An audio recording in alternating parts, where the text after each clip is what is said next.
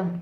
இந்த உலகத்தில் சில கதைகள் பேசாது, ஆனால் நம்ம மனசை ஆழமாக தொடும். ஒரு பக்கம் பனிக்கட்டியில் தனியாக நடக்கும் ஒரு பெண் குயின், மற்றொரு பக்கம் வாழ்க்கையில் தனியாக போராடும் ஒரு பெண். இருவர்களுக்கும் என்ன சம்பந்தம் தெரியுமா? இன்றைய கதை அதைத்தான். வாங்க பார்க்கலாம். ஒரு பக்கம் காட்டில் நடக்கின்ற ஒரு பெண் குயின், மற்றொரு பக்கம் வாழ்க்கை சுமையில் நடக்கின்ற ஒரு பெண். பனிக்காற்று கடுமையாக வீசுது. அந்த பெண் குயின் தனியாக நடக்குது.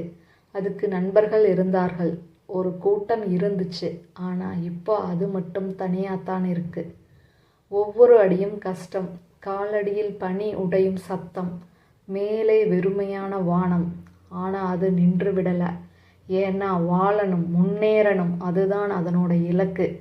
அதே நேரம் ஒரு வீட்டுக்குள்ளே ஒரு பெண். காலையிலிருந்து இரவு வரை அவள் ஓடிக்கொண்டே இருக்கிறாள். அவளுக்கும் கனவுகள் இருந்தது, அவளுக்கும் ஆசைகள் இருந்தது. ஆனால் குடும்பம், பொறுப்பு, தியாகம், இவங்க எல்லாம் சேர்ந்து அவளோட கனவை மெதுவாக மறைச்சிட்டாங்க. அவள் சோர்வாக இருந்தாலும் யாருக்கும் காட்ட மாட்டாள். அழுதாலும் அறைக்குள்ளதான் அழுவாள். வெளியில மட்டும் ஒரு சிரிப்பு. இப்போ பாருங்க, பெண் குயின் பனிக்குள் தனிமையோட போராடுது. பெண் மனசுக்குள் தனிமையோட போராடுறா. ஒற்றுமை என்ன தெரியுமா? இருவருக்கும் வலி இருந்தாலும் சொல்ல மாட்டாங்க, கஷ்டம் இருந்தாலும் நின்றுவிட மாட்டாங்க, தனிமை இருந்தாலும் உடைந்து போக மாட்டாங்க, அமைதியாக தாங்கி பிடிச்சிக்குவாங்க. வேற்றுமை என்ன தெரியுமா? பெண் குயிருக்கு குளிர் மட்டும்தான் எதிரி.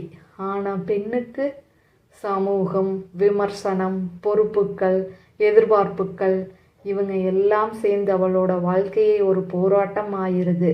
ஆனால் இருவருக்கும் உள்ள ஒரு காமன் விஷயம் இருக்கு. விழுந்தாலும் மீண்டும் எழுந்து நடக்கிற தைரியம்.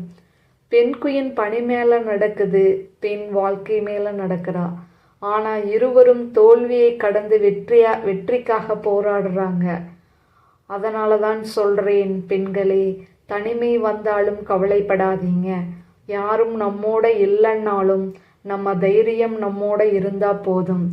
ஏன்னா பெண் குயினா இருந்தாலும் பெண்ணா இருந்தாலும் முன்னேற போற மனசு இருந்தா வாழ்க்கையில் நிச்சயம் ஜெயிக்கலாம். நன்றி. பிடிச்சிருந்துச்சுன்னா ஒரு லைக் பண்ணிட்டு நம்ம சேனலை மறக்காம சப்ஸ்கிரைப் பண்ணிருங்க.